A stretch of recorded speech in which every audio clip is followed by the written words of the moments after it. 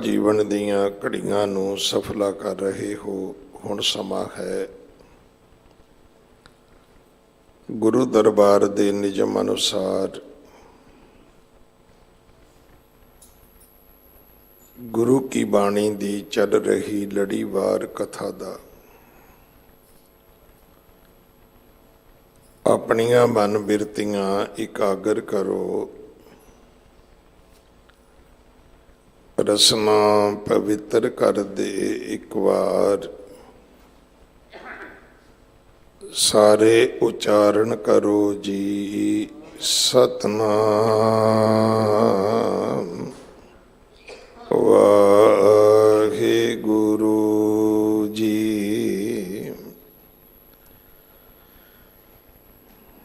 ये शब्द जिसका पाठ आप जी ने गुरु के वजीर पासों सरवण किया है, गौड़ी राग अंदर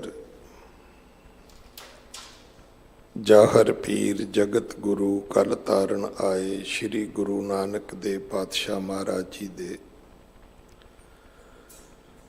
पवित्र मुख तो उच्चारण होया 227 अंग ते दर्ज है।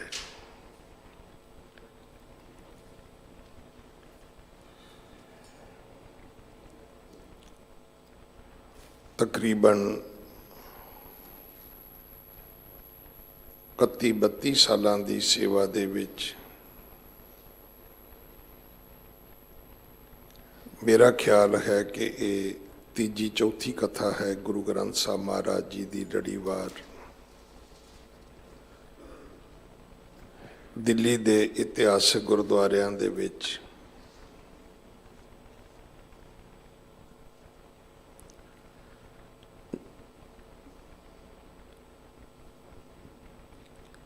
और उस तो कितना चिर पहला शुरू हुई,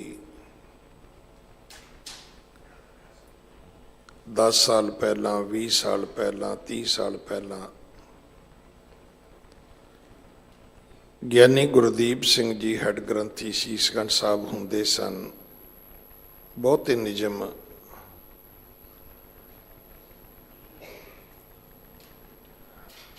जो नित दी मर्यादा है ये उन्हां दे समय नियत होए ने। जिवें इत्थे शाम नूं कथा इतिहास दी हुंदी है, सीसगंज साहब दुपहरे हुंदी है 3 ਤੋਂ 4, उदों तो उस तरह ही चली आउंदी है।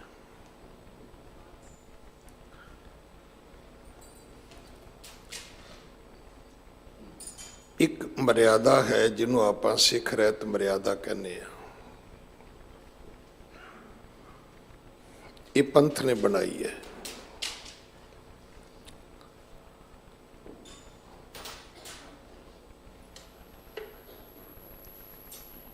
एक मर्यादा हर जथेबंदी ने अपनी बनाई है।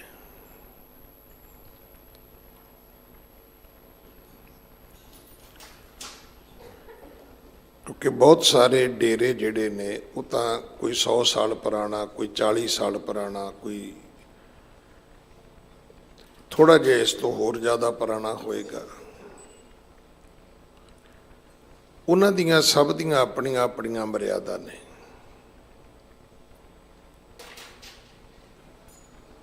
और हर व्यक्ति उच्ची बांह कढ़ के कहता है कि अकाल तख्त महान है, सिख पंथ दी शान है, सब तो सर्वोच्चम अकाल तख्त है। पुछो भी अकाल तख्त की मर्यादा नूं मनदे हो तुसीं? जिहड़ी पंथ की मर्यादा है। मैं पिछले दिनी भी बेनती की सी, अज भी करदा। निहंग सिंघां दियां छाउणियां ने, जथेबंदियां ने, खास करके सुर सिंह, संत बाबा अवतार सिंह होरां दे जिथे मुखी ने हो, संत बाबा दया सिंह होरां दा स्थान है। किन्ने होर दल पंथ ने जिथे जाण दा मौका मिलता है। ਅਸੀਂ ਕਦੇ ਵੀ ਉਹਨਾਂ ਦੀ ਜਿਹੜੀ ਉੱਥੋਂ ਦੀ ਨਿਯਮਤ ਕੋਈ ਉਹਨਾਂ ਦੀ ਮਰਿਆਦਾ ਹੈ ਉਸ ਤੇ ਕਿੰਤੂ ਪਰੰਤੂ ਨਹੀਂ ਕਰੀਦਾ, ਪਰ ਪਰਨਾਏ ਹੋਏ ਅਸੀਂ ਆਪਣੀ ਪੰਥ ਦੀ ਮਰਿਆਦਾ ਨਾਲ ਹਾਂ। ਇਸੇ ਤਰ੍ਹਾਂ ਨਾਨਕਸਰ ਦੇ ਕਿਤਨੇ ਅਸਥਾਨ ਨੇ,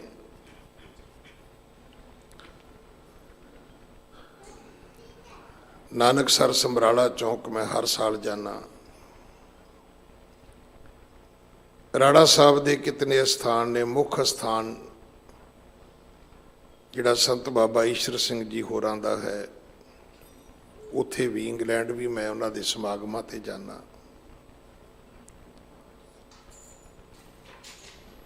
ਦਮਦਮੀ ਟਕਸਾਲ ਪੰਥ ਦੀ ਨੁਮਾਇੰਦਾ ਜਮਾਤ ਹੈ, ਉੱਥੇ ਵੀ ਚੌਂਕ ਮਹਿਤਾ ਜਾਈਦਾ,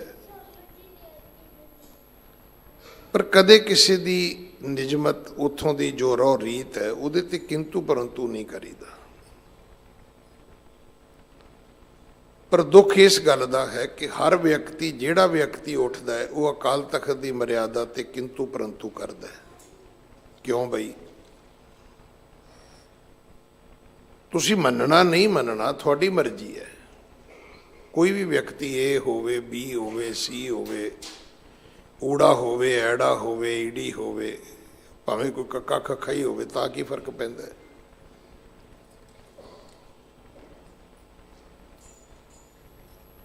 ਤੁਸੀਂ ਹਿੰਦੁਸਤਾਨ ਦੇ ਸੰਵਿਧਾਨ ਨੂੰ ਕਿੰਨੇ ਵਾਰੀ ਤੋੜਦੇ ਹੋ, ਇੱਕ ਅਲੱਗ ਪੱਖ ਹੈ। ਕੋਈ ਇਹ ਕਹਿ ਸਕਦਾ ਹੈ ਕਿ ਮੈਂ ਤੇ ਜੀ ਸੰਵਿਧਾਨ ਨੂੰ ਮੰਨਦਾ ਹੀ ਨਹੀਂ। ਜਿਹੜਾ ਨਹੀਂ ਮੰਨੇਗਾ ਉਹਨੂੰ ਬਾਗੀ ਕਿਹਾ ਜਾਏਗਾ। ਉਹਦੇ ਤੇ ਹਰ ਤਰ੍ਹਾਂ ਦੇ ਕਾਨੂੰਨ ਸਰਕਾਰ ਆਇਦ ਕਰਦੀ ਹੈ ਵੀ ਤੂੰ ਕਿਵੇਂ ਕਹਿੰਦਾ ਹੈ।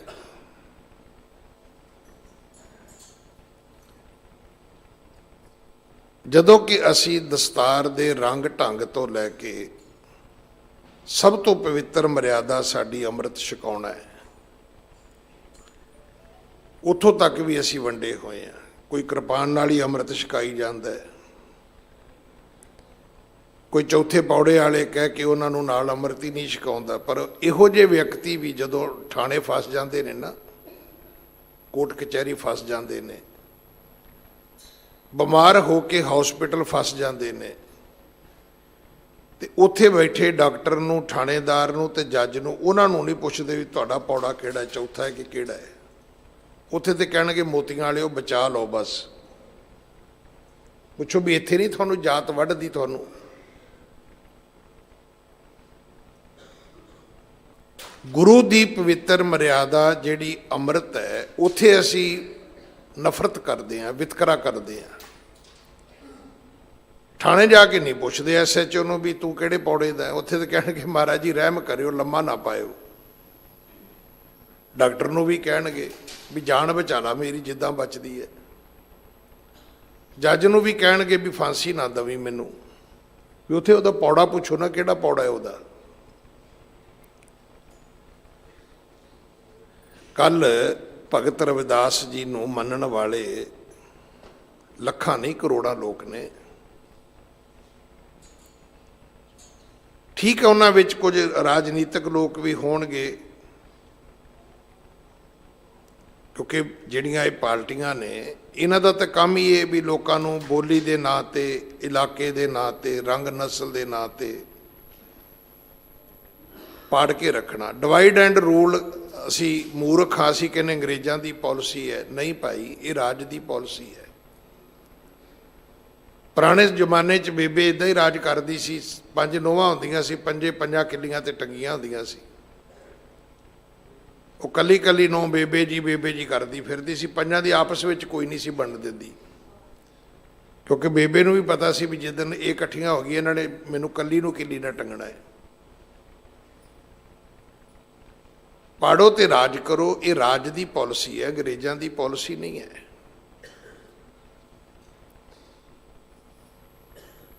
ਖਾਲਸਾ ਜੀ, ਸਾਨੂੰ ਲੱਗਦਾ ਹੈ ਕਿ ਲੀਡਰ ਲੋਕ ਪਾਟੇ ਹੋਏ ਨੇ। ਨਹੀਂ, ਜਿੰਨੇ ਧਾਰਮਿਕ ਲੋਕ ਪਾਟੇ ਨੇ ਨਾ, ਇਹਨਾਂ 'ਚ ਤਾਂ ਸੀਨ ਵੀ ਨਹੀਂ ਵੱਜਣੀ। ਪੋਲੀਟੀਸ਼ੀਅਨ ਰੋਜ਼ ਇਕੱਠੇ ਹੁੰਦੇ ਨੇ, ਜਦੋਂ ਇਲੈਕਸ਼ਨਾਂ ਆਉਣੀਆਂ ਇਹਨਾਂ ਨੇ ਕਈ ਦਲ ਬਦਲਨੇ ਨੇ, ਕਈਆਂ ਦੇ ਮੁੱਟ ਮਟਾਵ ਖਤਮ ਹੋ ਜਾਣੇ ਨੇ, ਕਈਆਂ ਦਾ ਸਾਹ ਘੁੱਟਣਾ ਹੈ, ਕਈਆਂ ਨੂੰ ਸਮਝ ਆਉਣੀ ਨਹੀਂ ਜੀ ਮੇਰੇ ਤੋਂ ਗਲਤੀ ਹੋ ਗਈ ਜੀ, ਮੈਂ ਵਾਪਸੀ ਕਰਨੀ ਚਾਹੁੰਦਾ। ਸਾਡਾ ਧਾਰਮਿਕ ਲੋਕਾਂ ਦਾ ਕੀ ਹੋਏਗਾ? ਸਾਡੇ ਪੁਰਖਿਆਂ ਨੇ ਇੱਕ ਮਰਿਆਦਾ ਬਣਾ ਕੇ ਸਾਨੂੰ ਦਿੱਤੀ,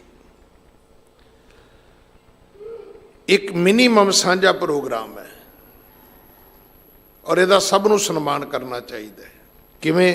ਜਿਵੇਂ ਅਸੀਂ ਕਰਦੇ ਹਾਂ, ਸਭ ਦਾ ਸਨਮਾਨ ਕਰੀਦਾ ਹੈ।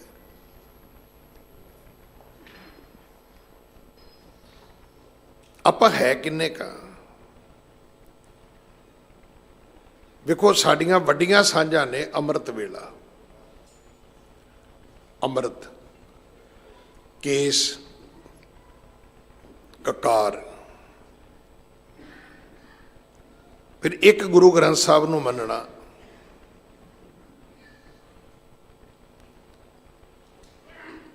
ਵੈਸੇ ਤਾਂ ਪਰਮਾਤਮਾ ਨੇ ਕੋਈ ਵੀ ਇੱਕ ਵਰਗਾ ਦੂਜਾ ਪੈਦਾ ਹੀ ਨਹੀਂ ਕੀਤਾ।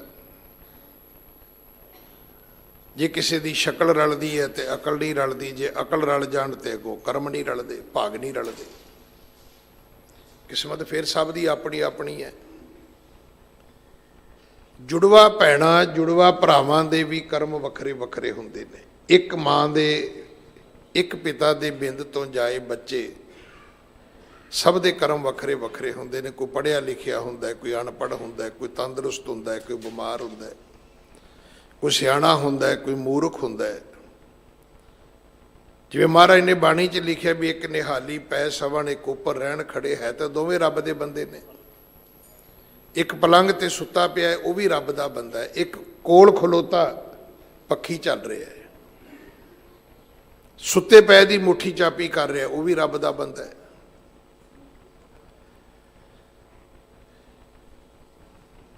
ਇੱਕ ਨਿਹਾਲੀ ਪੈ ਸਵਣ, ਇੱਕ ਉੱਪਰ ਰਹਿਣ ਖੜੇ, ਬੰਦੇ ਤਾਂ ਦੋਵੇਂ ਰੱਬ ਦੇ ਨੇ। ਇੱਕ ਅਮੀਰ ਹੈ, ਇੱਕ ਗਰੀਬ ਹੈ। ਨਿਰਧਨ ਸਰ ਧਨ ਦੋਨੋਂ ਭਾਈ, ਪ੍ਰਭ ਕੀ ਕਲਾ ਨਾ ਮੇਟੀ ਜਾਈ।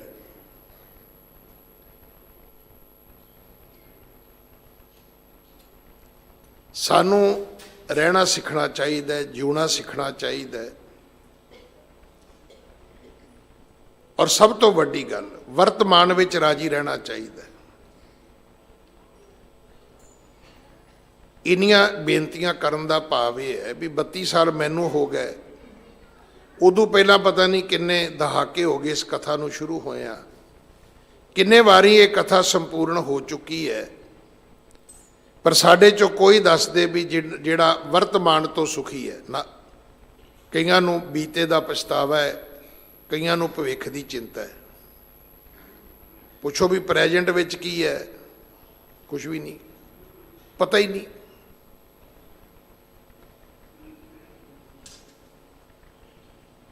ਵਰਤਮਾਨ ਨੂੰ ਜਿਉਣਾ ਸਿੱਖੋ ਭਾਈ।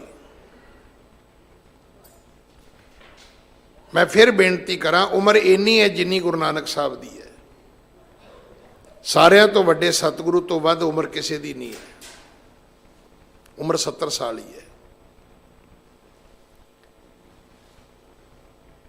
14 ਸਾਲ ਮਾਂ ਬਾਪ ਦੇ ਨਾਲ,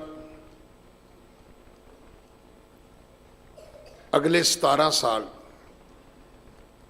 ਆਪਣੀ ਪਤਨੀ ਤੇ ਬੱਚਿਆਂ ਦੇ ਨਾਲ, ਕਿਰਤ ਦੇ ਨਾਲ, 21 ਸਾਲ ਉਸ ਪ੍ਰਮਾਤਮਾ ਦੀ ਦਿੱਤੀ ਹੋਈ ਜ਼ਿੰਮੇਵਾਰੀ ਦੇ ਨਾਲ, ਕਿ ਇਕੱਲੇ ਬੱਚੇ ਪਾਲਣ ਤਾਂ ਨਹੀਂ ਆਏ ਆਪਾਂ। ਬੱਚੇ ਤਾਂ ਕਬੂਤਰ ਵੀ ਪਾਲ ਲੈਂਦੇ ਨੇ, ਚਿੜੀਆਂ ਵੀ ਪਾਲ ਲੈਂਦੀਆਂ ਨੇ, ਤੇ ਬੰਦਿਆ ਤੇਰੇ 'ਚ ਕੀ ਫਰਕ ਹੋਇਆ? 21 ਸਾਲ ਦੁਨੀਆ ਦਾ ਭਲਾ ਕੀਤਾ ਗੁਰੂ ਨਾਨਕ ਸਾਹਿਬ ਨੇ ਭਰਮਣ ਕਰਕੇ। ਫਿਰ 18 ਸਾਲ ਆਪਣੇ ਪਰਿਵਾਰ ਬੱਚਿਆਂ ਵਿੱਚ ਖੇਤੀ ਕਰਕੇ, ਫਿਰ ਕਿਤੇ ਨਹੀਂ ਗਏ। ਤੁਸੀਂ ਕਰਕੇ ਵੇਖ ਲਓ। 14 ਸਾਲ ਬੱਚੇ ਆਪਣੇ ਕੋਲ ਰੱਖ ਲਓ, ਜੇ ਨਾ ਬੱਚੇ ਤੁਹਾਡੇ ਤੇ ਜਾਣ ਤੇ ਮੈਨੂੰ ਕਹਿ ਦਿਓ।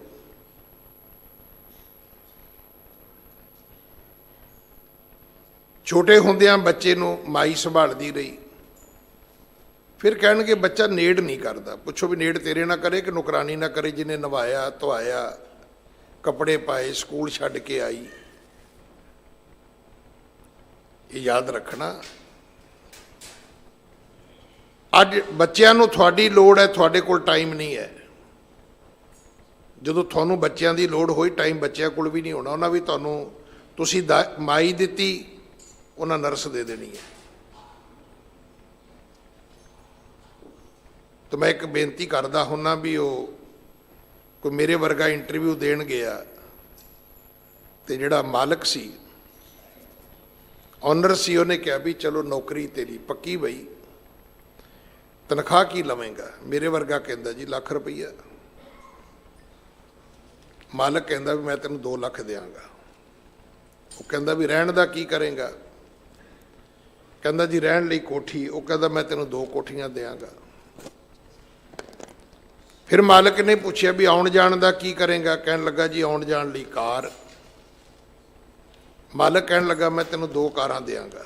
ਫਿਰ ਮੇਰੇ ਵਰਗਾ ਕਹਿੰਦਾ ਸਰ ਮਜ਼ਾਕ ਕਰਦੇ ਹੋ? ਕਹਿੰਦਾ ਸ਼ੁਰੂ ਕਿਹਨੇ ਕੀਤਾ?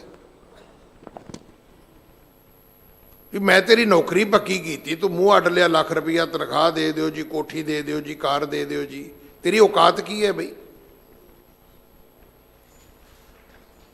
ਨੌਕਰੀ ਦਾ ਫੰਡਾ ਇਹ ਹੈ ਵੀ ਜੋ ਤਨਖਾਹ ਦਿਓਗੇ ਉਹ ਲੈ ਲਵਾਂਗਾ, ਜਿਹੜੀ ਅਕਮੋਡੇਸ਼ਨ ਦਿਓਗੇ ਉਹ ਲੈ ਲਵਾਂਗਾ, ਜਿਹੜੀ ਟਰਾਂਸਪੋਰਟ ਤੁਸੀਂ ਪ੍ਰੋਵਾਈਡ ਕਰੋਗੇ ਮੈਂ ਉਹਦੇ ਤੇ ਨੌਕਰੀ ਆ ਜਾਵਾਂਗਾ। ਨੌਕਰੀ ਟੁੱਟ ਹੀ ਨਹੀਂ ਸਕਦੀ, ਖਤਮ ਹੀ ਨਹੀਂ ਹੋ ਸਕਦੀ।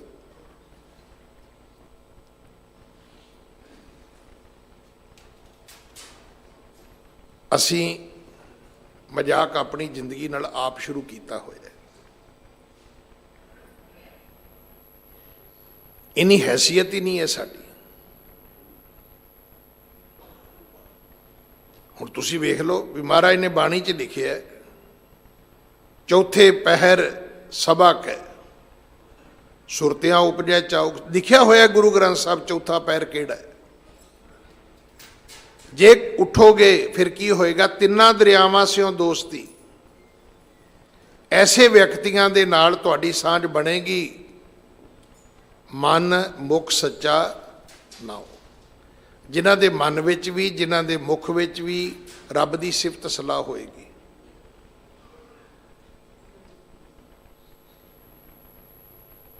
ਹੁਣ ਉਹ ਚੌਥੇ ਪਹਿਰ ਦੇ ਅਰਥ ਵੀ ਅਸੀਂ ਆਪਣੀ ਮਰਜ਼ੀ ਨਾਲ ਕਰਦੇ ਹਾਂ।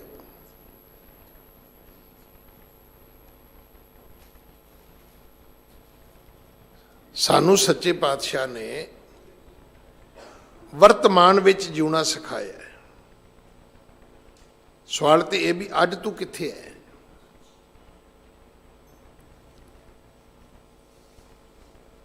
ਨਾ ਅਸੀਂ ਆਪਣਾ ਬਚਪਨ ਸੰਭਾਲਿਆ, ਨਾ ਆਪਣੇ ਬੱਚਿਆਂ ਦਾ ਸੰਭਾਲਣ ਲਈ ਤਿਆਰ ਹਾਂ, ਨਾ ਪਰਿਵਾਰ ਦੀਆਂ ਸਾਨੂੰ ਜ਼ਿੰਮੇਵਾਰੀਆਂ ਦਾ ਅਹਿਸਾਸ ਨਾ ਪਤਾ ਹੈ, ਨਾ ਧਰਮ ਦੇ ਪ੍ਰਤੀ ਸਾਡੀ ਕੀ ਜ਼ਿੰਮੇਵਾਰੀ ਹੈ। ਮੈਂ ਬੇਨਤੀ ਕਰ ਰਿਹਾ ਸੀ ਵੀ ਬੱਚੇ ਤਾਂ ਪੰਛੀ ਜਾਨਵਰ ਵੀ ਪਾਲਦੇ ਨੇ।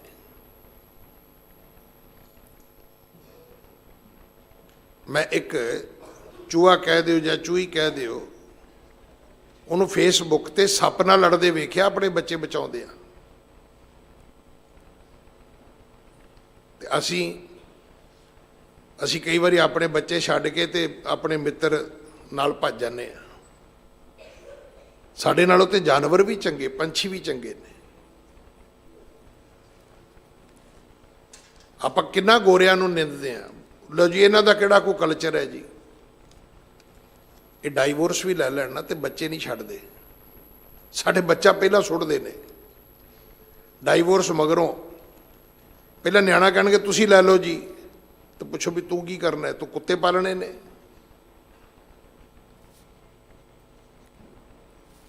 ਉਹ ਤਾਂ ਕਹੀ ਜਾਣਗੇ ਜੀ ਇਹ ਦੇਵੀ ਦੇਵਤਿਆਂ ਦਾ, ਰਿਸ਼ੀਆਂ ਮੁਨੀਆਂ ਦਾ ਇਹ ਜੀ ਮੁਲਕ ਹੈ ਜੀ।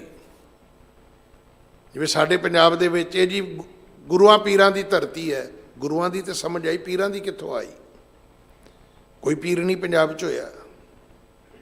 ਆ ਸਾਰੇ ਪੀਰ ਤੁਸੀਂ ਪੈਦਾ ਕੀਤੇ ਨੇ, ਕਬਰਾਂ ਵਾਲੇ ਪੀਰ, ਜਿਨ੍ਹਾਂ ਨੂੰ ਮੁਸਲਮਾਨ ਵੀ ਰੈਕੋਗਨਾਈਜ਼ ਨਹੀਂ ਕਰਦੇ। ਕਦੇ ਕਿਸੇ ਸੱਚੇ ਸੁੱਚੇ ਮੁਸਲਮਾਨ ਨੂੰ ਪੁੱਛ ਕੇ ਵੇਖਿਓ ਵੀ ਕਬਰਾਂ ਹੁੰਦੀਆਂ ਤੁਹਾਡੇ 'ਚ? ਉਹ ਕਹਿੰਦੇ ਜੀ ਨਾ। ਮਜ਼ਾਰਾਂ, ਕਬਰਾਂ, ਦਰਗਾਹਾਂ, ਇਹਨਾਂ ਨੂੰ ਇਸਲਾਮ ਦੇ ਵਿੱਚ ਕੋਈ ਥਾਂ ਨਹੀਂ ਹੈਗੀ। 75 ਸਾਲ ਹੋ ਗਏ ਮੁਸਲਮਾਨ ਪੰਜਾਬ 'ਚੋਂ ਚਲੇ ਗਏ। ਚਾਹੀਦਾ ਤੇ ਸੀ ਵੀ ਪੀਰ ਉਹਨਾਂ ਦੇ ਸੀ, ਦਰਗਾਹਾਂ ਉਹਨਾਂ ਦੀਆਂ ਸੀ, ਕਬਰਾਂ ਉਹਨਾਂ ਦੀਆਂ ਸੀ। ਉਹ ਪੀਰ ਖਾ ਜਾਂਦੇ ਉਹਨਾਂ ਮੁਸਲਮਾਨਾਂ ਨੂੰ ਵੀ ਤੁਸੀਂ ਸਾਡੇ ਸੁੱਖ ਭੋਗ ਕੇ ਚੱਲੇ ਕਿੱਧਰੋਂ ਬਈ। ਨਹੀਂ, ਪੀਰਾਂ ਨੇ ਉਹਨਾਂ ਮੁਸਲਮਾਨਾਂ ਨੂੰ ਕੁਝ ਨਹੀਂ ਕਿਹਾ। ਉਹ ਪਾਕਿਸਤਾਨ ਚਲੇ ਗਏ ਕਿਉਂਕਿ ਸਿੱਖਾਂ ਨੇ ਕਿਹਾ ਕੋਈ ਗੱਲ ਨਹੀਂ ਪੀਰ ਜੀ, ਅਸੀਂ ਖੀਰ ਲੈ ਕੇ ਆ ਜਾ ਕਰਾਂਗੇ ਤੁਹਾਡੀ ਦਰਗਾਹ ਤੇ। ਖਾਲਸਾ ਜੀ 10 ਲੱਖ ਤੋਂ ਵੱਧ ਆਬਾਦੀ ਹੈ ਦਿੱਲੀ 'ਚ ਸਿੱਖਾਂ ਦੀ, ਤਾਂ ਗਿਣ ਲਓ ਕਿੰਨੇ ਕੁ ਆਏ ਨੇ ਗੁਰਦੁਆਰੇ 'ਚ। 70% ਹਿੰਦੂ ਵੀਰ ਆਉਂਦੇ ਨੇ, 70%। ਉਹਨਾਂ ਨੂੰ ਵਡਿਆਈ ਸਮਝ ਆਉਂਦੀ ਹੈ। ਉਹ ਮੇਰੇ ਸਾਹਮਣੇ ਭੈਣ ਬੈਠੀ ਹੁਣੇ ਅਰਦਾਸ ਕਰਾ ਕੇ ਗਈ ਤਾਬਿਆ ਤੋਂ, ਡਿਫੈਂਸ ਕਲੋਨੀ ਤੋਂ ਆਈ ਹੈ। ਕਹਿੰਦੇ ਰੋਜ਼ ਕਥਾ ਸੁਣਦੇ ਆ।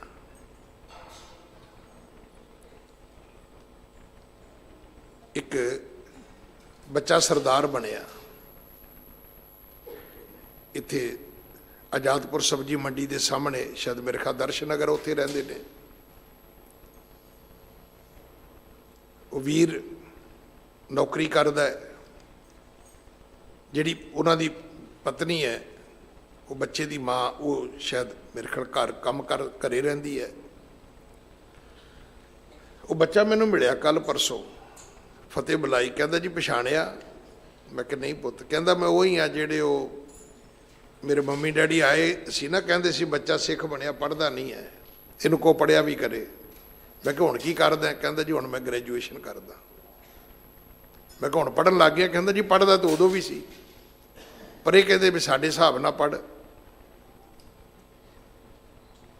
ਕਿਆ ਬੱਚਾ, ਇੰਨਾ ਸੋਹਣਾ, ਐਡਾ ਸੋਹਣਾ ਉਹਨੇ ਸਿਰ ਤੇ ਦਮਾਲਾ ਸਜਾਇਆ। ਹਾਲਾਂਕਿ ਇਹ ਵੀ ਮੈਂ ਵਿਸ਼ਵਾਸ ਨਾਲ ਕਹਿ ਰਿਹਾ ਵੀ ਉਹਦੇ ਮਾਂ-ਬਾਪ ਵੀ ਸਿਰਫ ਗੁਰੂ ਘਰ ਨੂੰ ਮੰਨਦੇ ਨੇ। ਉਹ ਕਹਿੰਦੇ ਸਾਡੇ ਭੈਣ ਭਰਾ ਵੀ ਨਾਰਾਜ਼ ਨੇ, ਪਰ ਜੋ ਸਾਨੂੰ ਇੱਥੋਂ ਮਿਲਿਆ ਕਹਿੰਦੇ ਮਿਲਿਆ ਹੀ ਨਹੀਂ ਕਿਤੇ। ਉਹ ਤੇ ਸਾਡੇ ਵਾਲਿਆਂ ਨੂੰ ਜੋ ਮਿਲਦਾ ਕਬਰਾਂ ਤੋਂ ਮਿਲਦਾ, ਮੜੀਆਂ ਤੋਂ ਮਿਲਦਾ, ਧਾਗੇ ਤਵੀਤਾਂ ਤੋਂ ਮਿਲਦਾ।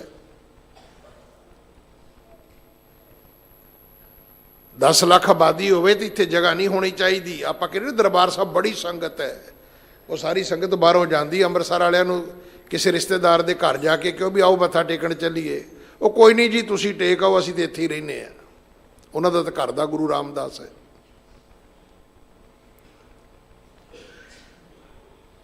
ਜੇ ਕੱਲਾ ਅੰਮ੍ਰਿਤਸਰ ਦਰਬਾਰ ਸਾਹਿਬ ਜਾਣ ਲੱਗ ਜੇ ਤਾਂ ਸਾਡੀ ਬਾਹਰ ਵਾਲਿਆਂ ਦੀ ਮੱਥਾ ਟੇਕਣ ਦੀ ਵਾਰੀ ਨਾ ਆਵੇ।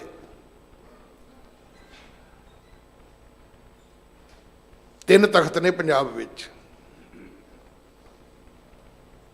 ਤੇ ਪੂਰੇ ਹਿੰਦੁਸਤਾਨ ਦੀਆਂ ਸਟੇਟਾਂ ਗਿਣ ਲਓ, ਸਭ ਤੋਂ ਵੱਧ ਬਾਬੇ ਉੱਥੇ ਨੇ, ਸਭ ਤੋਂ ਵੱਧ ਡੇਰੇ ਉੱਥੇ ਨੇ, ਸਭ ਤੋਂ ਵੱਧ ਬੇਅਦਬੀ ਗੁਰੂ ਗ੍ਰੰਥ ਸਾਹਿਬ ਦੀ ਉੱਥੇ ਹੈ।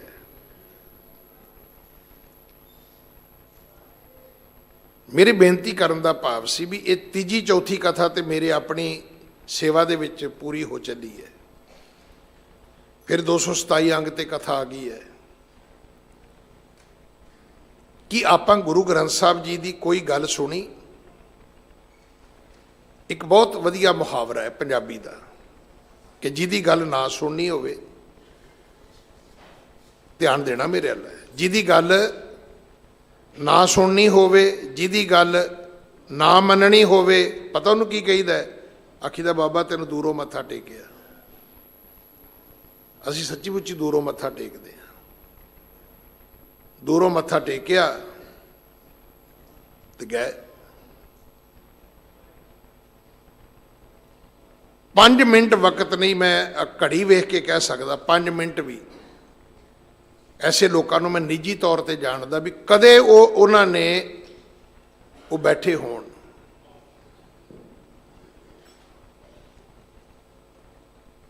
ਸ਼ਾਇਦ ਉਹ ਸਮਝਦੇ ਨਹੀਂ ਵੀ ਇੱਥੇ ਬਹਿਣਾ ਵੀ ਕੋਈ ਚੰਗੀ ਗੱਲ ਹੈ ਜਾਂ ਇੱਥੇ ਬਹਿਣਾ ਵੀ ਚਾਹੀਦਾ ਹੈ, ਉਹ ਮੁਨਾਸਿਬ ਹੀ ਨਹੀਂ ਸਮਝਦੇ।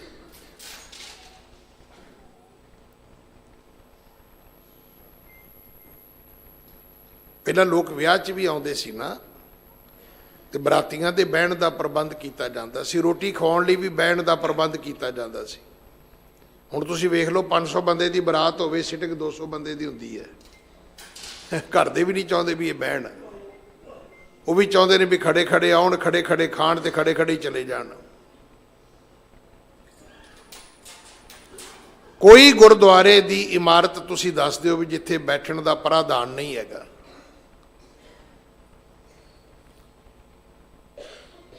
ਸ਼ਬਦ ਇਹੀ ਹੈ, ਥਿਰ ਘਰ ਬੈਸੋ, ਕਰੋ ਕਿਰਪਾ, ਥਿਰ ਘਰ ਬੈਸੋ ਹਰ ਜਨ ਪਿਆਰੇ, ਸਤਿਗੁਰ ਤੁਮਰੇ ਕਾਜ ਸਵਾਰੇ। ਗੁਰੂ ਤੇ ਕਹਿੰਦਾ ਬਹਿ ਜਾ ਮੈਂ ਤੇਰਾ ਕੰਮ ਕਰ ਦੇਣਾ, ਕਹਿੰਦਾ ਜੀ ਮੇਰੇ ਕੋਲ ਟਾਈਮ ਹੀ ਹੈ ਨਹੀਂ, ਆ ਬਾਬਾ 10 ਰੁਪਏ ਫੜ ਤੇ ਮੇਰਾ ਕੰਮ ਕਰ ਦੀ। ਹੁਣ ਦੱਸੋ ਕਿਹੜਾ ਦੁਨੀਆ 'ਚ ਤੁਹਾਨੂੰ ਇਦਾਂ ਦਾ ਬੰਦਾ ਮਿਲਿਆ ਜਿਹੜਾ ਮਜ਼ਾਕ ਅਸੀਂ ਰੱਬ ਨਾਲ ਕਰਦੇ, ਜੇ ਰੱਬ ਨੇ ਇਹੋ ਮਜ਼ਾਕ ਸਾਡੇ ਨਾਲ ਕਰਤਾ ਫਿਰ ਕੀ ਬਣੂਗਾ। ਅਸੀਂ ਨਾ ਮੰਨੀਏ ਰੱਬ ਨੂੰ, ਉਹ ਵੱਖਰੀ ਚੀਜ਼ ਹੈ। ਜਿਹੜੇ ਰੱਬ ਨੂੰ ਨਹੀਂ ਮੰਨਦੇ, ਮੈਂ ਕਹਿੰਦਾ ਸਾਡੇ ਨਾਲੋਂ ਕਿਤੇ ਚੰਗੇ ਨੇ। ਜਿਹੜੇ ਰੱਬ ਨੂੰ ਨਹੀਂ ਮੰਨਦੇ, ਮੈਨੂੰ ਖਿਮਾ ਕਰਨਾ, ਉਹ ਪਿੱਪਲਾਂ ਨੂੰ ਵੀ ਨਹੀਂ ਮੰਨਦੇ, ਉਹ ਕਿੱਕਰਾਂ ਨੂੰ ਵੀ ਨਹੀਂ ਮੰਨਦੇ, ਉਹ ਟਾਹਲੀਆਂ ਨੂੰ ਵੀ ਨਹੀਂ ਮੰਨਦੇ, ਉਹ ਸੱਪਾਂ ਨੂੰ ਵੀ ਨਹੀਂ ਮੰਨਦੇ, ਉਹ ਮੜੀਆਂ ਨੂੰ ਵੀ ਨਹੀਂ ਮੰਨਦੇ, ਉਹ ਮੰਗਲਵਾਰ, ਵੀਰਵਾਰ, ਸ਼ਨੀਚਰਵਾਰ ਕਿਸੇ ਨੂੰ ਨਹੀਂ ਮੰਨਦੇ। ਪਰ ਜਿਹੜੇ ਅਸੀਂ ਕਹਿੰਦੇ ਅਸੀਂ ਰੱਬ ਨੂੰ ਮੰਨਦੇ ਹਾਂ, ਮੈਨੂੰ ਖਿਮਾ ਕਰਨਾ, ਅਸੀਂ ਰੱਬ ਨੂੰ ਬਿਲਕੁਲ ਨਹੀਂ ਮੰਨਦੇ। ਫਿਰ ਅਸੀਂ ਰੱਬ ਦੇ ਨਾਂ 'ਤੇ ਪਤਾ ਨਹੀਂ ਕਿਹਨੂੰ ਕਿਹਨੂੰ ਮੰਨੀ ਜਾਂਦੇ ਆ। ਪਹੁੰਚੇ ਕਿੱਥੇ? ਕਿਤੇ ਵੀ ਨਹੀਂ। ਅੱਜ ਵੀ ਸਤਿਗੁਰੂ ਸਮਝਾਉਂਦੇ ਨੇ ਕਿ ਪ੍ਰਥਮੇ ਬ੍ਰਹਮਾ ਕਾਲੇ ਘਰ ਆਇਆ। ਪਤਾ ਬ੍ਰਹਮਾ ਜੀ ਦਾ ਜਨਮ ਕਿੱਥੋਂ ਹੋਇਆ? ਕਹਿੰਦੇ ਵਿਸ਼ਨੂੰ ਜੀ ਦੀ ਨਾਭੀ ਦੇ ਵਿੱਚੋਂ ਇੱਕ ਕਮਲ ਫੁੱਲ ਪੈਦਾ ਹੁੰਦਾ ਹੈ, ਉਹਦੇ ਵਿੱਚੋਂ ਬ੍ਰਹਮਾ ਜੀ ਦਾ ਜਨਮ ਹੁੰਦਾ ਹੈ। ਬ੍ਰਹਮ ਕਮਲ ਪਿਆਲ ਨਾ ਪਾਇਆ। ਹੁਣ ਬ੍ਰਹਮਾ ਜੀ ਨੂੰ ਪਤਾ ਲੱਗਿਆ ਵੀ ਮੈਂ ਤਾਂ ਵਿਸ਼ਨੂੰ ਜੀ ਦੇ ਜਿਹੜਾ ਨਾਭੀ ਚੋਂ ਕਮਲ ਦਾ ਫੁੱਲ ਪੈਦਾ ਹੋਇਆ, ਮੈਂ ਉਹਦੀ ਨਾੜੀ ਚੋਂ ਨਿਕਲਿਆ। ਉਹ ਕਹਿੰਦਾ ਇਹ ਕਿਵੇਂ ਹੋ ਸਕਦਾ, ਮੈਂ ਏਡਾ ਵੱਡਾ ਬ੍ਰਹਮਾ, ਮੈਂ ਇੱਕ ਫੁੱਲ ਦੀ ਨਾਲੀ ਦੇ ਵਿੱਚੋਂ ਕਿਵੇਂ ਪੈਦਾ ਹੋ ਸਕਦਾ, ਉਹਦੀ ਸ਼ਾਖਾ ਦੇ ਵਿੱਚੋਂ। ਤੇ ਆਗਿਆ ਨਹੀਂ ਲੀਨੀ, ਭਰਮ ਭੁਲਾਇਆ, ਸਮੁੰਦਰ ਦੇ ਪਤਾਲ ਤੱਕ ਚਲਾ ਗਿਆ ਬ੍ਰਹਮਾ। ਮਹਾਰਾਜ ਕਹਿੰਦੇ ਦੱਸੋ ਭਾਈ, ਹਮਾ ਤੁਮਾ ਕਿਆ ਮੇਲ। ਬ੍ਰਹਮਾ ਵਰਗਾ ਅਵਤਾਰ ਵੀ ਜਿਹੜਾ ਹੈ ਉਹ ਕਾਲੇ ਦੇ ਘਰ ਵਿੱਚ ਹੈ, ਇਸ ਮੌਤ ਦੇ ਘਰ ਵਿੱਚ ਹੈ। ਖਾਲਸਾ ਜੀ, ਗੁਰੂ ਗ੍ਰੰਥ ਸਾਹਿਬ ਨੂੰ ਮੰਨਣਾ ਸ਼ੁਰੂ ਕਰ ਲਓ। ਆਪਣੇ ਬਜ਼ੁਰਗ ਨੇ ਇੱਕ ਬੜੀ ਸੋਹਣੀ ਗੱਲ ਕਹਿੰਦੇ ਸੀ, ਜਦੋਂ 10, 15, 20 ਸਾਲ ਪੜ੍ਹਨ ਤੋਂ ਬਾਅਦ ਆਦਮੀ ਬੇਕੂਫੀਆਂ ਕਰਦਾ ਸੀ ਨਾ, ਬਜ਼ੁਰਗਾਂ ਨੂੰ ਕੁਛ ਨਹੀਂ ਸੀ ਆਉਂਦਾ, ਇੱਕੋ ਹੀ ਗੱਲ ਕਹਿੰਦੀ ਸੀ ਵੀ ਸਵਾਹ ਪੜ੍ਹਿਆ ਹੈ ਤੂੰ, ਨਾ ਤੈਨੂੰ ਗੱਲ ਕਰਨੀ ਆਉਂਦੀ ਹੈ, ਸਵਾਹ ਪੜ੍ਹਿਆ ਹੈ ਤੂੰ, ਨਾ ਤੈਨੂੰ ਕੱਪੜਾ ਪਾਉਣਾ ਆਉਂਦਾ ਹੈ, ਸਵਾਹ ਪੜ੍ਹਿਆ ਹੈ ਤੂੰ, ਨਾ ਤੈਨੂੰ 4 ਬੰਦਿਆਂ 'ਚ ਬਹਿਣਾ ਆਉਂਦਾ। ਹੁਣ ਮੈਂ ਤੇ ਗੱਲ ਕਹਿ ਨਹੀਂ ਸਕਦਾ ਵੀ ਆਪਾਂ ਕਿਹੜਾ ਪੜ੍ਹੇ ਆ। ਸਾਰੀ ਜ਼ਿੰਦਗੀ ਗੁਰੂ ਗ੍ਰੰਥ ਸਾਹਿਬ ਨੂੰ ਮੱਥਾ ਟੇਕ ਕੇ, ਸਾਰੀ ਜ਼ਿੰਦਗੀ ਪਾਠ ਕਰਕੇ ਦੱਸੋ ਆਪਾਂ ਕੀ ਪੜ੍ਹੇ ਆ। ਕੋਈ ਗੱਲ ਆਪਾਂ ਸਾਬਤ ਕਰੀਏ ਵੀ ਜਿਹੜੀ ਗੱਲ ਸਾਡੇ ਜੀਵਨ ਦੇ ਵਿੱਚ ਲੱਗੇ ਕਿ ਇਹ ਗੁਰੂ ਗ੍ਰੰਥ ਸਾਹਿਬ ਜੀ ਦੇ ਅਨੁਸਾਰ ਹੈ। ਜਿਹਨੂੰ ਮਰਜ਼ੀ ਪੁੱਛ, ਨਹੀਂ ਸਾਡੇ ਬਾਬਾ ਜੀ ਨੇ ਇਦਾਂ ਕਿਹਾ ਹੈ, ਤੇ ਪੁੱਛੋ ਵੀ ਜਿਹੜਾ ਗੁਰਦੁਆਰੇ ਵਾਲਾ ਬਾਬਾ ਜੀ ਇਹ ਵਾਧੂ ਸਮਾਚਾਰ ਹੈ। ਜਿਨ੍ਹਾਂ ਮਗਰ ਤੂੰ ਤੁਰਿਆ ਫਿਰਦਾ ਹੈ ਉਹਨਾਂ ਲਈ ਗੁਰਬਾਣੀ ਇੱਕ ਗੱਲ ਕਹਿੰਦੀ ਹੈ ਕਿ ਆਪ ਆਪਣੀ ਬੁੱਧ ਹੈ ਜੇਤੀ, ਵਰਣਤ ਭਿੰਨ ਭਿੰਨ ਤੋਹੇ ਤੇਤੀ। ਅੱਗੇ ਕੀ ਹੈ? ਤੁਮਰਾ ਲਖਾ ਨਾ ਜਾਏ ਪਸਾਰਾ, ਕਿਹ ਬਿਦ ਸਜਾ ਪ੍ਰਥਮ ਸੰਸਾਰਾ। ਰੱਬ ਦੇ ਬਾਰੇ ਕਿਹਨੂੰ ਪਤਾ? ਕਿਸੇ ਨੂੰ ਵੀ ਨਹੀਂ ਪਤਾ। ਤੁਸੀਂ ਮੈਨੂੰ ਦੱਸ ਦਿਓ ਵੀ ਮੈਂ ਇੱਥੇ ਬੈਠ ਕੇ ਤੁਹਾਡੇ ਨਾਲ ਕਥਾ ਦੀ ਗੱਲ ਕਰ ਰਿਹਾ, ਕੀ ਮੈਂ ਆਪਣੀ ਅਕਲ ਨਾਲੋਂ ਸਿਆਣੀ ਗੱਲ ਕਰ ਸਕਦਾ? ਉਨੀ ਗੱਲ ਕਰਾਂਗਾ ਜਿੰਨੀ ਅਕਲ ਹੋਏਗੀ ਮੈਨੂੰ। ਇਹ ਤੇ ਮੰਨੋਗੇ ਕਿ ਨਹੀਂ? ਜਦੋਂ ਵੀ ਕਿਸੇ ਨੇ ਮੂਰਖਤਾ ਕੀਤੀ, ਸਿਆਣਿਆਂ ਨੇ ਇੱਕੋ ਹੀ ਗੱਲ ਕਹੀ, ਕਹਿੰਦੇ ਭਾਈ ਇਹ ਜਿੰਨੀ ਕੁ ਅਕਲ ਦਾ ਮਾਲਕ ਸੀ ਇਹਨੇ ਉਨੀ ਗੱਲ ਕੀਤੀ ਹੈ। ਜਿਨ੍ਹਾਂ ਕੋਲ ਤੁਸੀਂ ਜਾਣਦੇ ਹੋ ਉਹ ਜਿੰਨੀ ਅਕਲ ਦੇ ਮਾਲਕ ਨੇ ਉਨੀ ਗੱਲ ਕਰਦੇ ਨੇ। ਉਹ गुरु नानक दीयां गल्लां वो नहीं कर सकते। वो गल्लां गुरु नानक दीयां नहीं कर सकते क्योंकि वो तो कहते साडे बाबा जी ने इदां कहा है। पर जदों तुसीं गुरु नानक कोल आओगे तो गुरु नानक कहते ने कि मैं थानू अपनियां नहीं, आओ मैं थानू रब दीयां गल्लां सुणाउणा। कहो नानक करते कीयां बातां। जिहड़ा रब दीयां गल्लां सुणावे असीं सुण लई तैयार नहीं।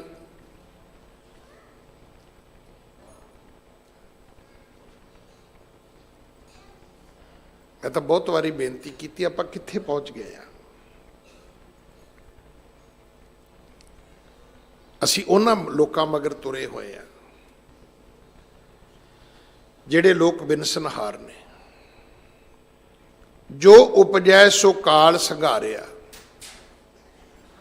जिहड़ा भी व्यक्ति पैदा होया काल पाए ब्रह्मा बप धरा, काल पाए शिवजू अवतारा, काल पाए कर विशन प्रकाशा, सकल काल का किया तमाशा।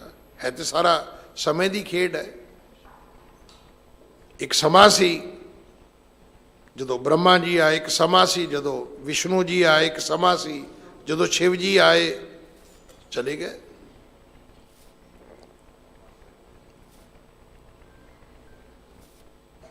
गुरु कलगीधर पातशाह ही कहते कहते देखण आयो जगत तमाशा, ये सकल काल का किया तमाशा। ये काल का तमाशा है, समय की खेड है। तमाशा किनू कहते ने? खेड। तमाशे का आखिरी अर्थ होता है खेड। ये वक्त की खेड है।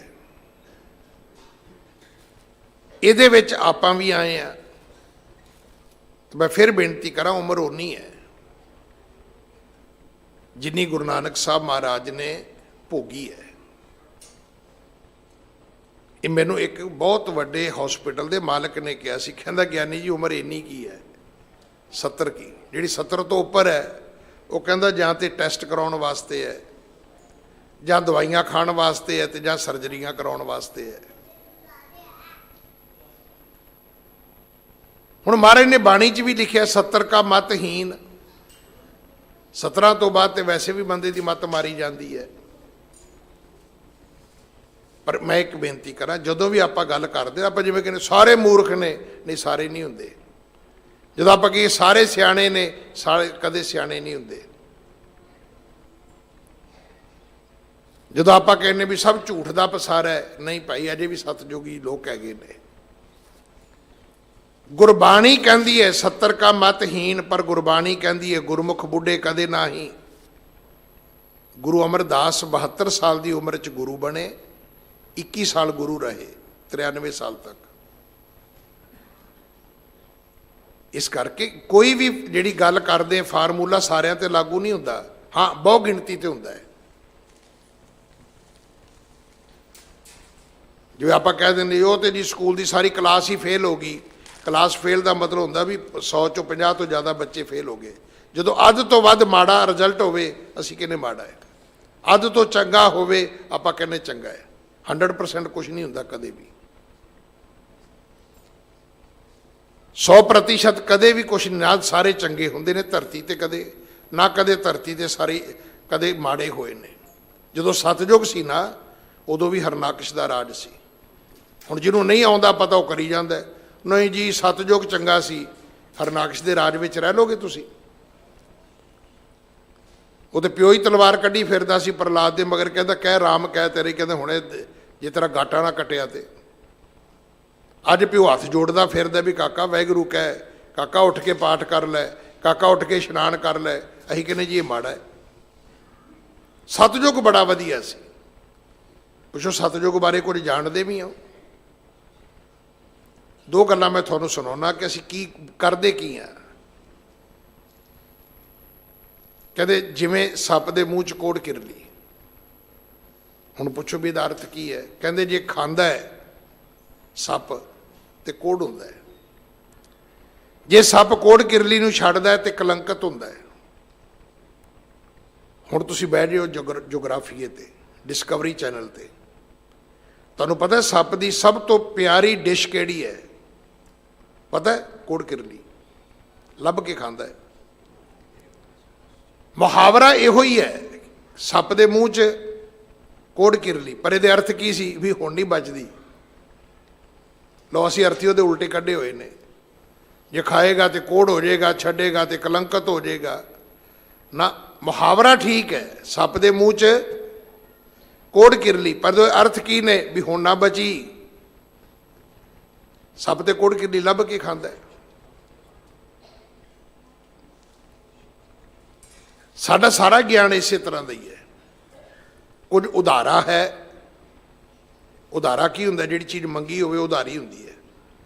ਕੁਝ ਅਧੂਰਾ ਹੈ। ਅਧੂਰਾ ਕੀ ਹੁੰਦਾ ਹੈ? ਅੱਧਾ ਪਚੱਧਾ, ਜਾਂ ਸਾਡੇ ਕੋਲ ਅੱਧਾ ਗਿਆਨ ਹੈ, ਜਾਂ ਸਾਡੇ ਕੋਲ ਮੰਗ ਕੇ ਲਿਆਂਦਾ ਹੋਇਆ ਗਿਆਨ ਹੈ। ਇੱਕ ਹੋਰ ਮੁਹਾਵਰਾ ਹੈ, ਲਿਖੇ ਮੂਸਾ ਪੜ੍ਹੇ ਖੁਦਾ। ਆਹੇ ਮੂਸਾ ਜੀ ਲਿਖਣਗੇ, ਖੁਦਾ ਜੀ ਪੜ੍ਹਨਗੇ? ਨਹੀਂ, ਮੁਹਾਵਰਾ ਇਹੋ ਹੀ ਹੈ, ਪਰ ਇਹਦੇ ਅਰਥ ਇਹ ਨਹੀਂ ਹੈ। ਪਰ ਸਾਰੀ ਦੁਨੀਆ ਇੱਦਾਂ ਹੀ ਦੱਬੀ ਤੁਰੀ ਆਉਂਦੀ ਹੈ। ਇੱਕ ਗੱਲ ਬਣੀ ਹੋਈ ਹੈ ਕਿ ਇੱਕ ਮਾਤਾ ਕਿਸੇ ਬੱਚੇ ਨੂੰ ਕਹਿੰਦੀ ਹੈ ਵੀ ਕਾਕਾ ਚਿੱਠੀ ਲਿਖ ਦੇ, ਤਾਂ ਉਹ ਕਾਕਾ ਪਤਾ ਕੀ ਕਹਿੰਦਾ? ਕਹਿੰਦਾ ਬੇਬੇ ਮੇਰਾ ਪੈਰ ਖਰਾਬ ਹੈ, ਮੇਰੇ ਪੈਰ 'ਚ ਮੋਚ ਆਈ ਹੈ, ਮੈਂ ਤੁਰ ਨਹੀਂ ਸਕਦਾ। ਤਾਂ ਬੇਬੇ ਕਹਿੰਦੀ ਵੀ ਕਾਕਾ ਅਣਪੜ੍ਹ ਆ, ਕਮਲੀ ਨਹੀਂ ਆ, ਚਿੱਠੀ ਹੱਥ ਨਾਲ ਲਿਖੀ ਦੀ ਹੈ। ਉਹ ਕਹਿੰਦਾ ਬੇਬੇ ਮੈਨੂੰ ਵੀ ਪਤਾ ਹੈ, ਪਰ ਮੈਨੂੰ ਇਹ ਵੀ ਪਤਾ ਵੀ ਮੇਰੀ ਲਿਖਾਈ ਇੰਨੀ ਭੈੜੀ ਹੈ, ਮੁੜ ਕੇ ਪੜ੍ਹਨ ਵੀ ਮੈਨੂੰ ਹੀ ਜਾਣਾ ਪੈਣਾ ਹੈ। ਉਹਦਾ ਅਰਥ ਇਹ ਸੀ ਕਿ ਲਿਖੇ ਮੁਝ ਸਾ, ਇਹਨੂੰ ਕਰ ਲਿਓ, ਦੁਰਸਤ ਕਰ ਲਿਓ, ਲਿਖੇ ਮੁਝ ਸਾ ਤੇ ਪੜ੍ਹੇ ਖੁਦ ਆ। ਮੇਰਾ ਲਿਖਿਆ ਮੈਂ ਹੀ ਪੜ੍ਹ ਸਕਦਾ, ਮੇਰੇ ਲਿਖੇ ਨੂੰ ਤੁਸੀਂ ਨਹੀਂ ਪੜ੍ਹ ਸਕਦੇ। ਉਹਦਾ ਹੋਰ ਹੀ ਕੁਝ ਬਣਾਤਾ, ਲਿਖੇ ਮੂਸਾ ਪੜ੍ਹੇ ਖੁਦਾ, ਮੂਸਾ ਲਿਖੇਗਾ ਖੁਦਾ ਪੜ੍ਹੇਗਾ। ਲੋ ਕਰ ਲੋ ਗੱਲ। ਅਧੂਰਾ ਗਿਆਨ, ਉਧਾਰਾ ਗਿਆਨ। ਤੁਹਾਡੇ ਗੁਰੂ ਨੇ ਕਿਹਾ ਸੀ 70 ਦਾ ਮਤਹੀਨ ਵੀ ਹੈ, ਪਰ ਗੁਰਮੁਖ ਬੁੱਢੇ ਕਦੇ ਨਹੀਂ। ਜਿਹੜੇ ਗੁਰਮੁਖ ਹੋ ਜਾਣਗੇ ਉਹ 72 ਸਾਲਾਂ ਦੀ ਉਮਰ 'ਚ ਗੁਰੂ ਬਣਨਗੇ। ਇਹ ਸਾਰਿਆਂ ਤੇ ਲਾਗੂ ਨਹੀਂ ਹੁੰਦਾ।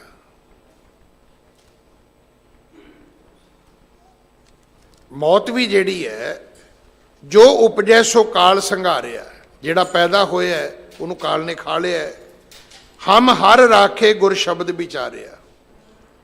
ਗੁਰੂ ਨਾਨਕ ਸਾਹਿਬ ਕਹਿੰਦੇ ਭਾਈ ਮੈਨੂੰ ਤਾਂ ਮੇਰੇ ਗੁਰੂ ਨੇ ਰੱਖ ਲਿਆ, ਕਿਉਂਕਿ ਮੈਂ ਗੁਰੂ ਦੇ ਸ਼ਬਦ ਦੀ ਵਿਚਾਰ ਕਰਦਾ ਰਿਹਾ ਤੇ ਉਸਨੇ ਮੈਨੂੰ ਕਦੇ ਆਤਮਕ ਮੌਤ ਨਹੀਂ ਮਰਨ ਦਿੱਤਾ। ਇੱਕ ਮੌਤ ਹੈ ਜਿਹੜੀ ਤੁਹਾਡੇ ਮੇਰੇ ਸਭ ਤੇ ਆਉਣੀ ਹੈ। ਜਿੰਨੀਆਂ ਮਰਜ਼ੀ ਦਵਾਈਆਂ ਖਾ ਲਓ, ਜਿੰਨੀਆਂ ਮਰਜ਼ੀ ਗਜਾ ਬਣਾ ਲਓ, ਜਿੰਨੀਆਂ ਮਰਜ਼ੀ ਐਕਸਰਸਾਈਜ਼ ਕਰ ਲਓ। ਮੇਰਾ ਬਹੁਤ ਨੇੜੇ ਦਾ ਰਿਸ਼ਤੇਦਾਰ ਵਰਜੀਨੀਆ ਰਹਿੰਦਾ ਸੀ, ਮੇਰੇ ਤੋਂ ਬਹੁਤ ਛੋਟਾ ਸੀ। ਲੋਕਾਂ ਨੂੰ ਸਿਆਲ ਦੇ ਵਿੱਚ ਅਲਸੀ ਦੀਆਂ ਪਿੰਨੀਆਂ ਬਣਾ ਕੇ ਵੰਡਦਾ ਸੀ ਆਪਣੇ ਯਾਰਾਂ ਦੋਸਤਾਂ ਨੂੰ। ਇੱਦਾਂ ਐਕਸਰਸਾਈਜ਼ ਕਰਿਆ ਕਰੋ, ਅਲਸੀ ਖਾਇਆ ਕਰੋ। ਉਹਦੀ 2008 'ਚ ਮੌਤ ਹੋ ਗਈ। 15 ਸਾਲ ਹੋ ਗਏ ਅੱਜ, 16। ਬਹੁਤ ਛੋਟਾ ਸੀ ਮੇਰੇ ਤੋਂ, ਉਦੋਂ ਹੀ ਛੋਟਾ ਸੀ, ਹੁਣ ਵੀ ਉਹਨਾਂ ਫਰਕ ਤੇ ਹੁਣ ਵੀ ਰਹੂਗਾ ਜੇ ਸਾਲ ਵੀ ਗਿਣੀਏ ਤਾਂ। ਮੈਂ ਉਹਦੇ ਸੰਸਕਾਰ ਤੋਂ ਲੈ ਕੇ ਉਹਦੇ ਭੋਗ ਤੱਕ ਉੱਥੇ ਹੀ ਰਿਹਾ ਵਰਜੀਨੀਆ। ਵੇਖੋ ਸਾਡੇ ਮੁਲਕ 'ਚ ਤਾਂ ਕੁਛ ਹੈ ਨਹੀਂ, ਇੱਥੇ ਤਾਂ ਬੰਦਾ ਕੁੱਤਾ ਮਰੇ ਕੋਈ ਫਰਕ ਨਹੀਂ ਪੈਂਦਾ, ਪਰ ਉੱਥੇ ਜਿੰਨਾ ਚਿਰ ਡੈਥ ਸਰਟੀਫਿਕੇਟ ਇਸ਼ੂ ਨਹੀਂ ਹੁੰਦਾ ਸੰਸਕਾਰ ਨਹੀਂ ਹੋ ਸਕਦਾ। ਪਤਾ ਉਹਦਾ ਡੈਥ ਸਰਟੀਫਿਕੇਟ ਦੇ ਉੱਤੇ ਕੀ ਲਿਖਿਆ ਹੈ? ਉਹਦੇ ਤੇ ਕਾਲਮ ਹੈ ਇੱਕ ਡੈਥ ਆਫ ਕਾਜ, ਉੱਥੇ ਲਿਖਿਆ ਨੋ ਕਾਜ। ਉਹਦੀ ਮੌਤ ਦਾ ਕਾਰਨ ਹੀ ਕੋਈ ਨਹੀਂ ਹੈਗਾ। ਅਮਰੀਕਾ ਦੇ ਡਾਕਟਰਾਂ ਨੇ ਉਹਦੇ ਡੈਥ ਸਰਟੀਫਿਕੇਟ ਤੇ ਲਿਖਿਆ ਹੈ ਕਿ ਇਸ ਬੱਚੇ ਦੇ ਮਰਨ ਦਾ ਕੋਈ ਕਾਰਨ ਨਹੀਂ ਹੈਗਾ। ਮੌਤ ਫਿਰ ਵੀ ਆਉਂਦੀ ਹੈ। ਇੱਕ ਮੌਤ ਹੈ ਜਿਹਨੇ ਆਉਣਾ ਹੀ ਆਉਣਾ ਹੈ। ਉਸ ਮੌਤ ਦਾ ਨਾ ਪ੍ਰਬੰਧ ਕਰਨ ਦੀ ਲੋੜ ਹੈ, ਨਾ ਡਰਨ ਦੀ ਲੋੜ ਹੈ। ਆ ਜਿਹੜੇ ਤੁਹਾਨੂੰ ਮੈਨੂੰ ਕਹਿੰਦੇ ਫਿਰਦੇ ਨੇ ਮੈਂ ਤੈਨੂੰ ਮਾਰ ਦੂੰਗਾ, ਉਹ ਭਾਈ ਤੂੰ ਆਪਣਾ ਪ੍ਰਬੰਧ ਕਰ। मेरे मरण का प्रबंध रब ने किया, तेनों की औखियाई करने की लोड़ है। जे मैं बाथरूम च मरना है तो मैं बाथरूम च ही मरना है, जे मैं साइकिल तो पटड़ी ना वज के मरना है तो पटड़ी नाल ही मरना है, जे मेरी मौत गोली नाल लिखी है तो मैं गोली नाल ही मरना। तेनों औखे होने की लोड़ है? तू अपनी आत्मक मौत की गल कर, दूजी मौत लिखी हुई है, मरण लिखाए मंडल में आए, जिहड़ा रोज़ असी नहीं पढ़ते। दिल्ली का एक नेता कहता हुंदा सी, कहता इस तो पहला कि सारा भाईचारा तेरा सोहला पढ़े। पता तुहानूं संस्कार तो बाद साडी बरादरी ना एक पाठ करदी है मड़ियां च बह के, उहनूं कहंदे सोहला साहब। की कहते ने? सोहला साहब। वो बड़ी वधिया गल कहंदा सी, कहंदा इस तो पहला कि लोग तेरा सोहला पढ़न, कहंदा अपना रोज़ ही पढ़ लिया कर। अपना आप बोलते नहीं। वो कहंदा सी अपना रोज़ ही पढ़ लिया करो। नितनेम दे विच भी है भी सौण लग्गिया सोहला जरूर पढ़ना है।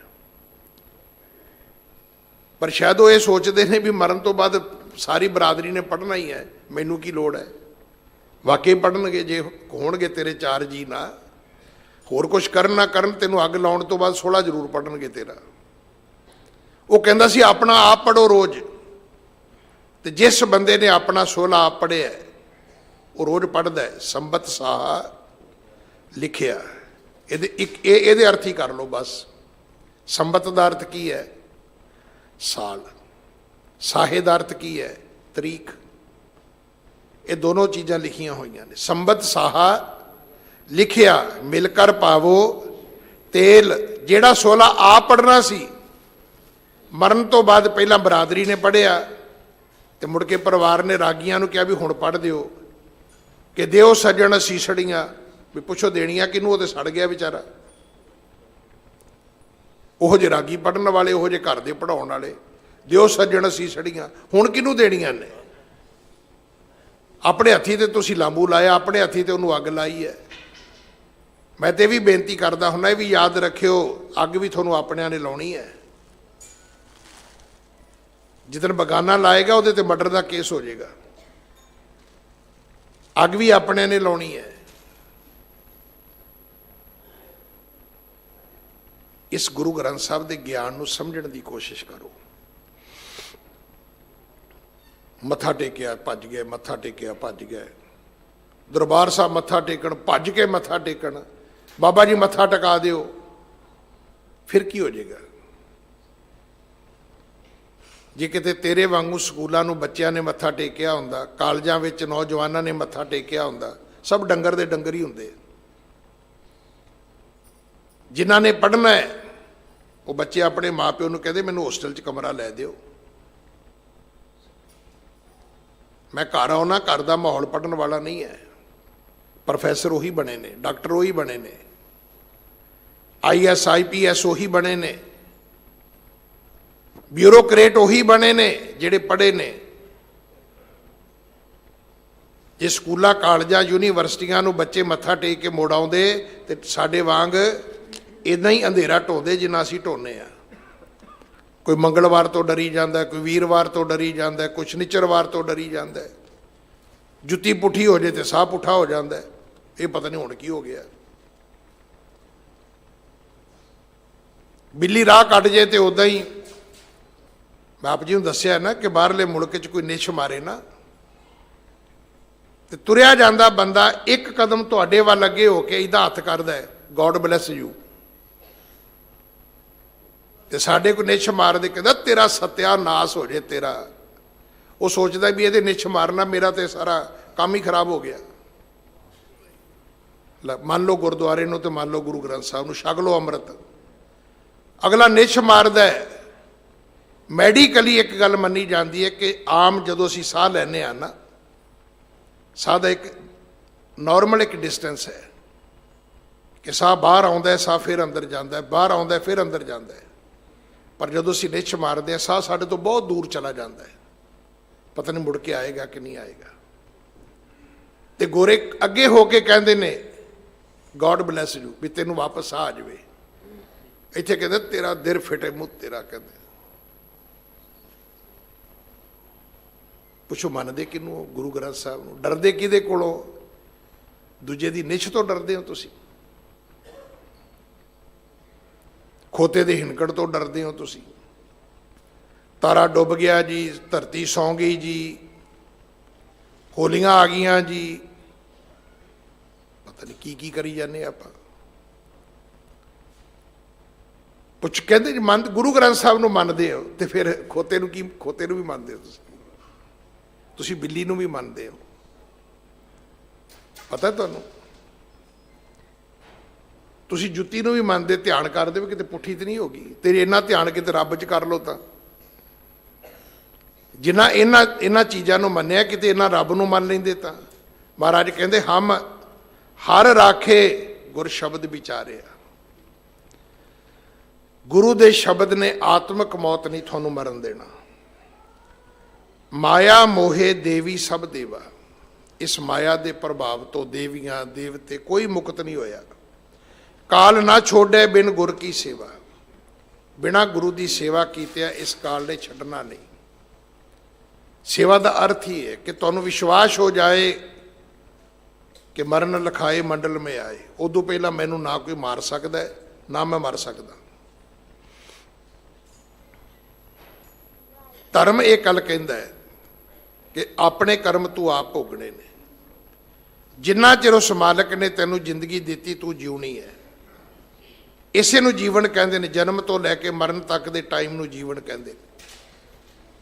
ਉਸ ਜੀਵਨ ਨੂੰ ਜਿਉਣਾ ਸਿੱਖ ਲਓ ਭਾਈ। ਵਰਤਮਾਨ 'ਚ ਵਾਪਸ ਆ ਜਾਓ। ਜ਼ਰੂਰਤ ਇਸ ਗੱਲ ਦੇ ਨਹੀਂ ਕਿ ਲੋਕਾਂ ਨੂੰ ਦੂਜਿਆਂ ਨੂੰ ਸੋਚੀ ਜਾਓ ਜੀ ਇਹ ਕਦੋਂ ਜਾਏਗਾ ਜੀ, ਇਹ ਕਦੋਂ ਮਰੇਗਾ ਜੀ। ਇੱਕ ਬੱਚਾ ਆਪਣੀ ਮਾਂ ਨੂੰ ਕਹਿੰਦਾ ਸੀ, ਬੇਬੇ ਆਪਣੇ ਪਿੰਡ ਦਾ ਨੰਬਰਦਾਰ ਕੌਣ ਹੈ? ਬੇਬੇ ਨੇ ਸੋਚਿਆ ਵੀ ਸ਼ਾਇਦ ਪੁੱਤ ਨੇ ਅੱਜ ਸਿਆਣੀ ਗੱਲ ਕੀਤੀ। ਉਹਨੇ ਕਿਹਾ ਪੁੱਤ ਅਮਕਾ ਸਿੰਘ ਹੈ। ਜੇ ਬੇਬੇ ਫਿਰ ਉਹ ਮਰ ਗਿਆ ਤੇ ਬੇਬੇ ਕਹਿੰਦੀ ਵੀ ਉਹਦਾ ਵੱਡਾ ਮੁੰਡਾ ਨੰਬਰਦਾਰ ਬਣੇਗਾ। ਕਹਿੰਦਾ ਜੇ ਬੇਬੇ ਫਿਰ ਉਹ ਮਰ ਗਿਆ ਤੇ ਬੇਬੇ ਨੇ ਕਿਹਾ ਵੀ ਉਹਦਾ ਜਾਂ ਭਰਾ ਬਣੇਗਾ ਜਾਂ ਉਹਦਾ ਅੱਗੋਂ ਮੁੰਡਾ ਨੰਬਰਦਾਰ ਬਣੇਗਾ। ਕਹਿੰਦਾ ਬੇਬੇ ਜੋ ਮਰ ਗਿਆ ਤੇ ਬੇਬੇ ਕਹਿੰਦੀ ਮੈਨੂੰ ਸਮਝ ਆ ਗਈ, ਸੌ ਜਾ, ਸਾਰਾ ਪਿੰਡ ਮਰ ਜੇ ਤੂੰ ਨਹੀਂ ਬਣਦਾ। ਮੈਨੂੰ ਤੇਰੀ ਸਮਝ ਆ ਗਈ ਹੈ।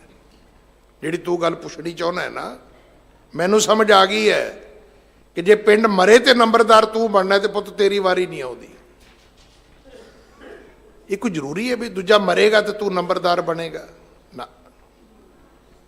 ਜਿਹੜੀਆਂ ਵਡਿਆਈਆਂ ਰੱਬ ਨੇ ਤੇਰੇ ਹਿੱਸੇ 'ਚ ਲਿਖੀਆਂ ਨੇ ਕੋਈ ਨਹੀਂ ਲੈ ਸਕਦਾ।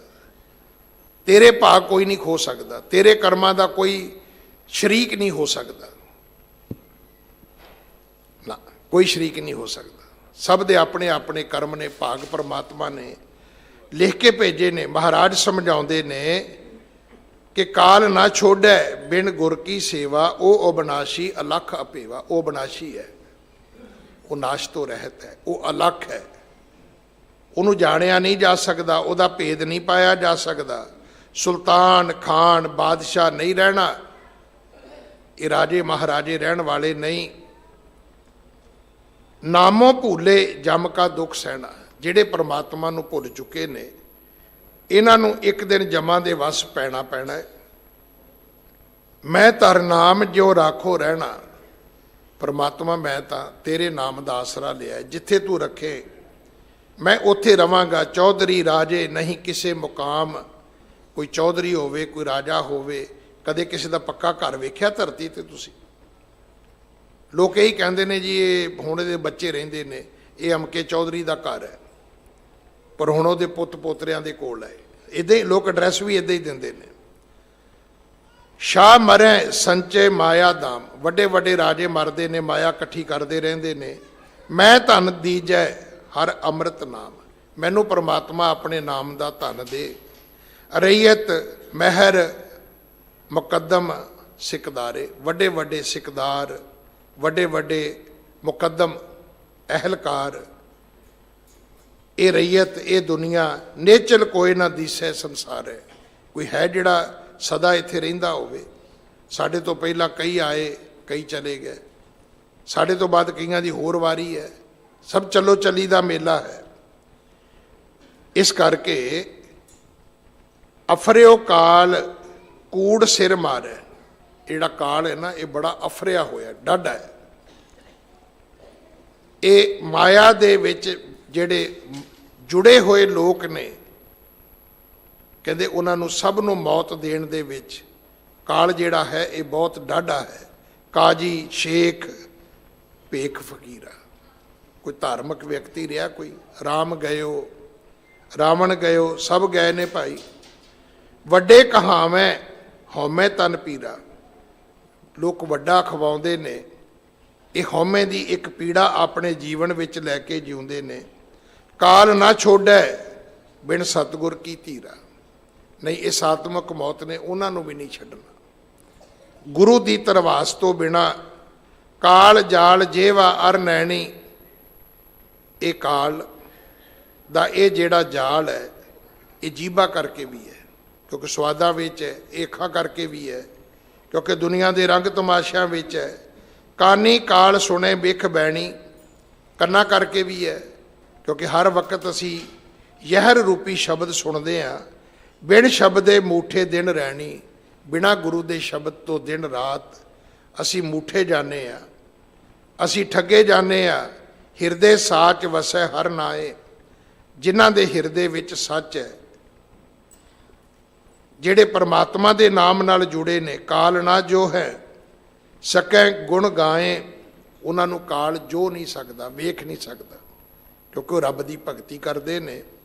ਬਿਨ ਨਾਨਕ ਗੁਰਮੁਖ ਸ਼ਬਦ ਸਮਾਏ, ਉਹ ਜਿਹੜੇ ਨੇ ਉਹ ਗੁਰੂ ਦੇ ਸ਼ਬਦ ਰਾਹੀਂ ਪਰਮਾਤਮਾ ਵਿੱਚ ਅਭੇਦ ਹੁੰਦੇ ਨੇ। ਗੁਰੂ ਨੇ ਬੜੀ ਸੋਹਣੀ ਜੁਗਤ ਦਿੱਤੀ ਹੈ।